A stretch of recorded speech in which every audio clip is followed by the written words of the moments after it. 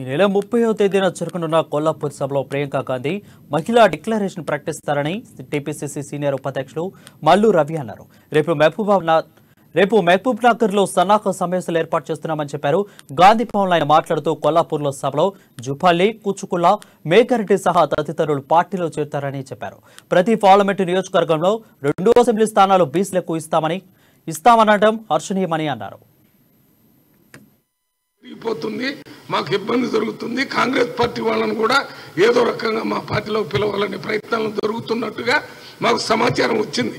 ఈ రోజు ఉదయం దాన్ని మేము ఎదుర్కొని ఏ రకంగా వారిని మా దగ్గరే కొనసాగించేటటువంటి పని మేము కూడా చేస్తున్నాం. ఎవరు బీఆర్ఎస్ లో పోయేటటువంటి ఆలోచన లేదు. అది ఇంతవరకు మా దగ్గర ఇన్ఫర్మేషన్ లేదు.